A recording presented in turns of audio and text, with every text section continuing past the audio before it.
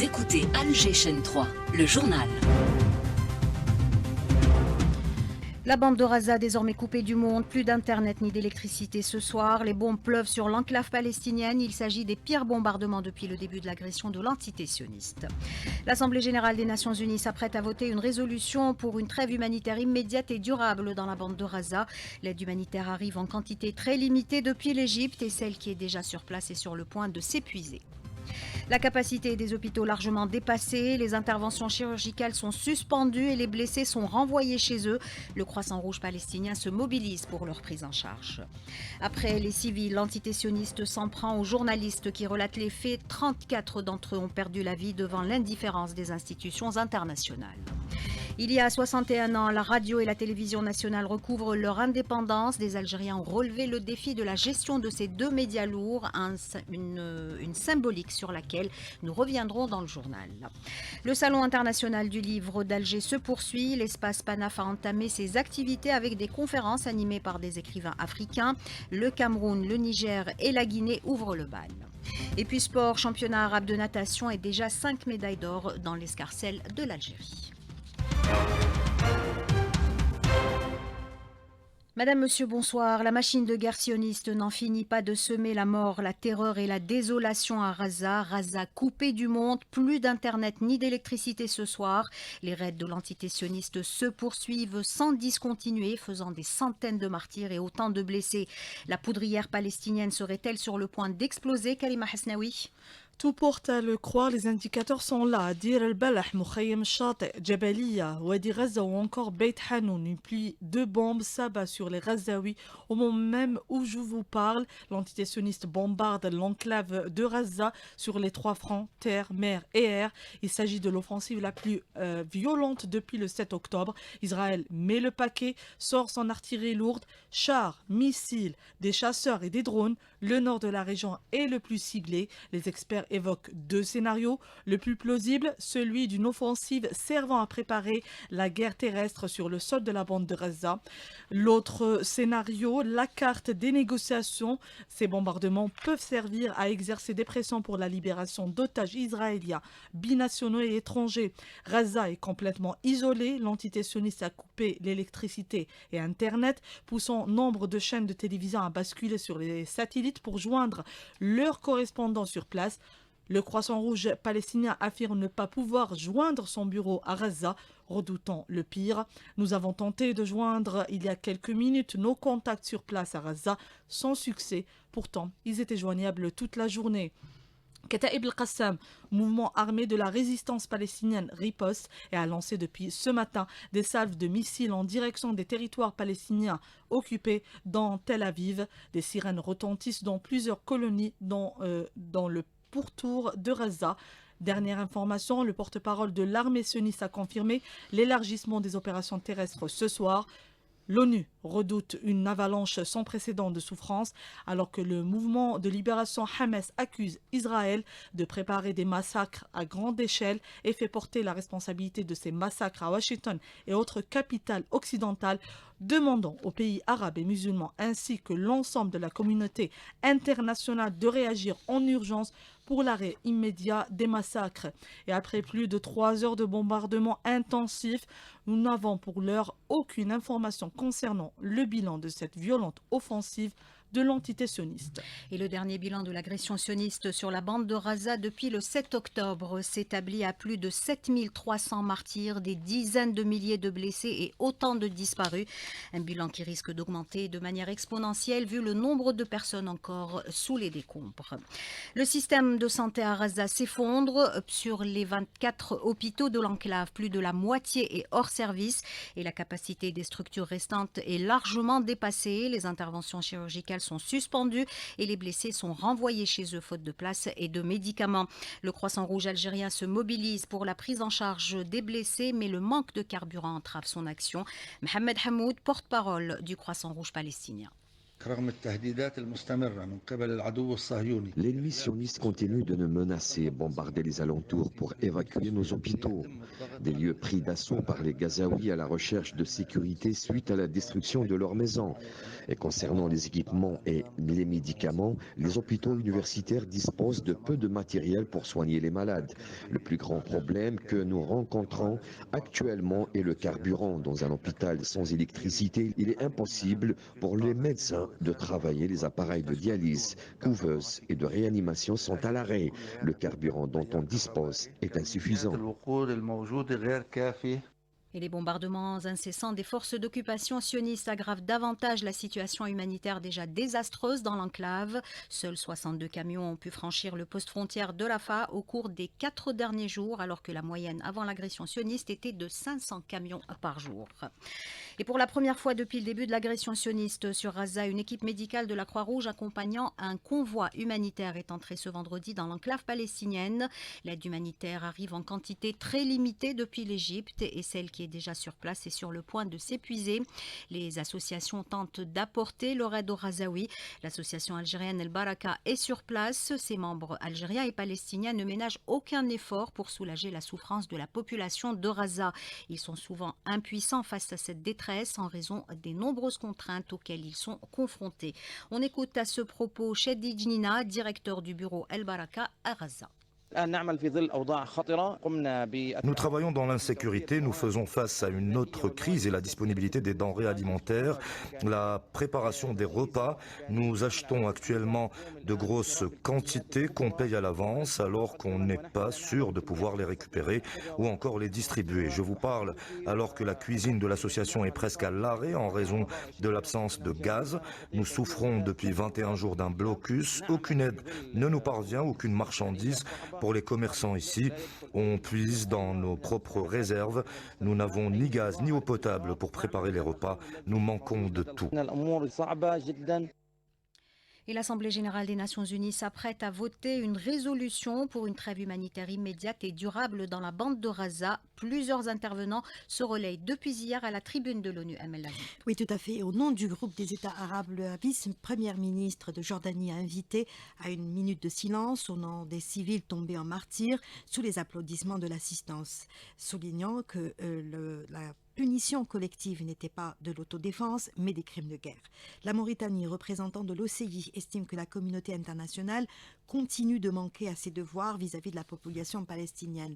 Nécessité donc d'épargner les populations civiles palestiniennes qui ont payé un lourd tribut avec 7000 morts en 3 semaines. Les auteurs de la résolution, en fait, veulent obtenir un cessez-le-feu immédiat, accompagné par un accès humanitaire à Gaza. Le représentant de l'État de Palestine, Riyad al-Maliki, avec émotion, a rappelé à l'assistance que les Palestiniens de Gaza fuient d'un endroit à un autre sans nulle part où aller, en toute sécurité. 70% des Palestiniens tués sont des femmes et des enfants. Le Conseil de sécurité a manqué à ses obligations. L'assistance a jugé irresponsable l'utilisation du veto dans une telle situation de crise.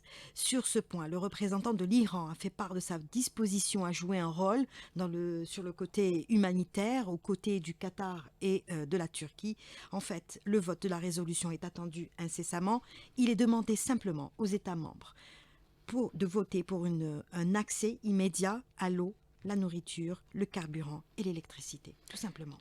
Et pendant que les Palestiniens sont exterminés et Gaza réduite à feu et à sang, la communauté internationale et certains pays arabes, notamment le Front de la normalisation, sont aux abonnés absents. 3 semaines d'agression et toujours pas de cessez-le-feu. Qu'est-ce qui explique ce blocage? Élément de réponse avec Bedis Renissa, expert en relations internationales. L'entité sioniste aujourd'hui ne souhaite pas que la voie diplomatique aboutisse justement, ne serait-ce qu'un cessez-le-feu ou même une trêve humanitaire soit décrétée, car elle sait pertinemment que cela est contre-productif pour son dessein et stratégie à double objectif, bien évidemment dans son imaginaire, à savoir d'abord anéantir toute résistance ou revendication de la part des Palestiniens et surtout enclencher parallèlement le deuxième objectif qui est une épuration ethnique. Donc Sassal Beson, si vous voulez, tire sa force de 2 facteurs fondamentaux, à savoir la division de la communauté internationale aujourd'hui et, deuxième facteur, qui sont les accords d'Abraham. Me semble-t-il aujourd'hui, il faut souligner, se conjuguent au passé et même sont criminalisées par certains pays. Malheureusement, les réunions se succèdent aujourd'hui et se ressemblent, hélas. Des réunions timorées, déphasées, hors sujet, affaiblies parfois même par le veto de certains soutiens indéfectibles comme les États-Unis, comme pour effectivement consolider cette diplomatie fiction. Outre les civils, l'entité sioniste s'en prend aussi aux journalistes qui relatent les faits. Dernier en date, le journaliste palestinien Ayed Nawes et sa mère sont morts ce matin dans le bombardement de leur maison à Khan Younes. Jusqu'à aujourd'hui, 34 journalistes ont perdu la vie devant l'indifférence des institutions internationales. Tahsin Al-Astal, vice-président du syndicat palestinien des journalistes. Les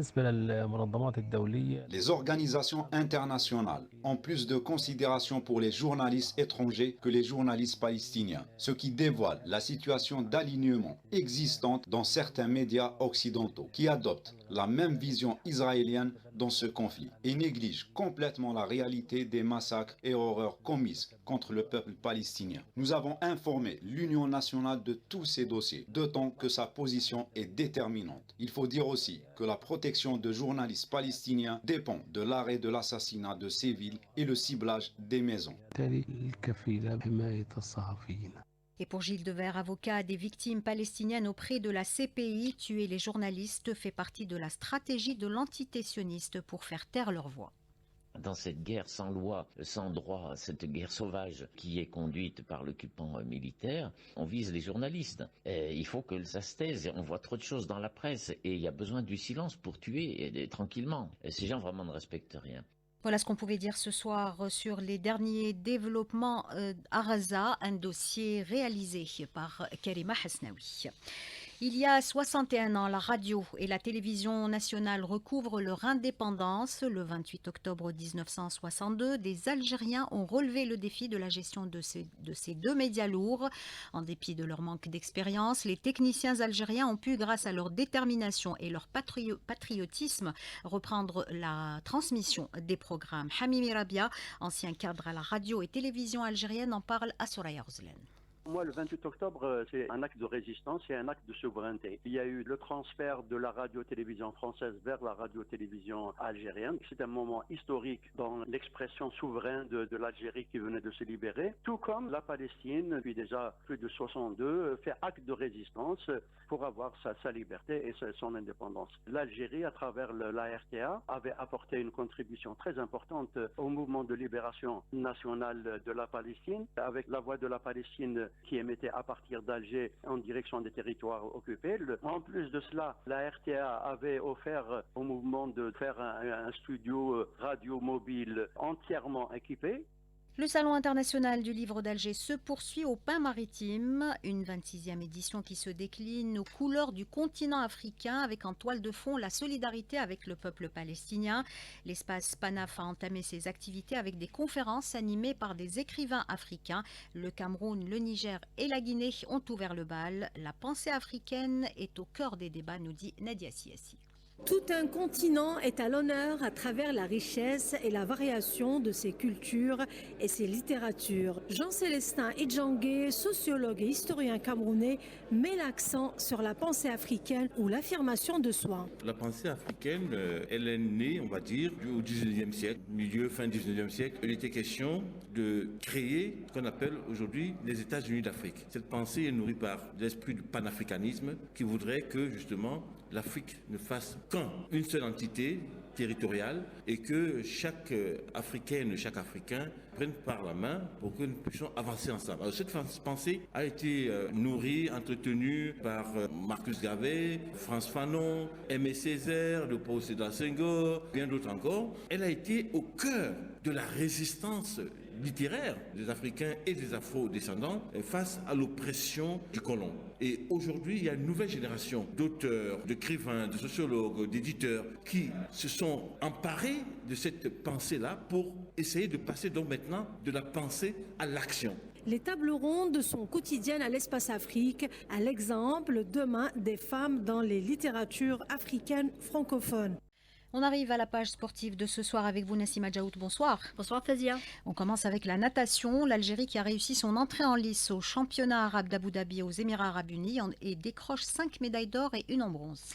Belle récolte de médailles lors de la première journée de compétition en bassin de 25 mètres. Les 5 médailles d'or ont été arrachées par Jawad Seyoud, 200 mètres 4 nages, Abdallah Arjoun sur le 50 mètres d'eau, Mejahed Nesseline 100 mètres papillon, Kautar Iman Zitouni 200 mètres 4 nages et le relais mixte 4 x 100 mètres nage libre composé par Seyoud, Arjoun, Benchadli et Mejahed avec un chrono de 3 minutes 47 secondes 17 centièmes. La médaille de bronze remportée par Jihan Benchadli aux 200 mètres 4 nages.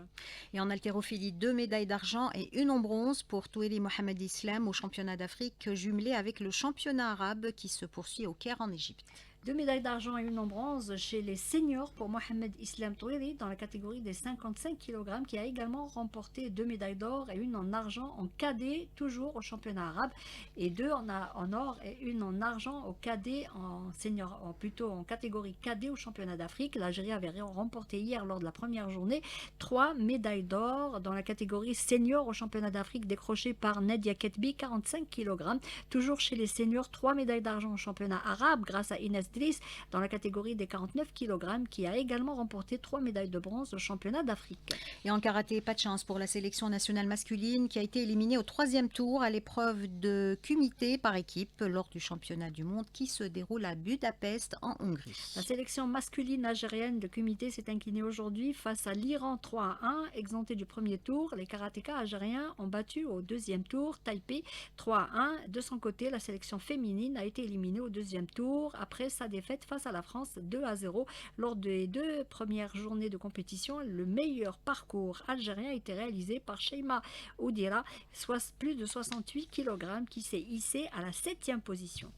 Et puis football, pour terminer, la Fédération algérienne de football ne reconnaît pas la sélection qui participe au nom de l'Algérie à la Coupe du monde de mini-foot qui se déroule aux Émirats arabes unis. Suite à la participation d'une équipe au nom de l'Algérie à la Coupe du monde de mini-foot, la FAF tient à informer l'opinion sportive que cette équipe, composée de quelques anciens joueurs, n'est pas affiliée ni reconnue et encore moins autorisée par la Fédération algérienne de football pour prendre part à cet événement ou bien d'autres compétitions dans les autres catégories. La Fédération algérienne de football condamne de telles dérives qui portent atteinte à l'image de l'Algérie et annonce qu'elle prendra les mesures nécessaires pour mettre toute la lumière sur cette affaire.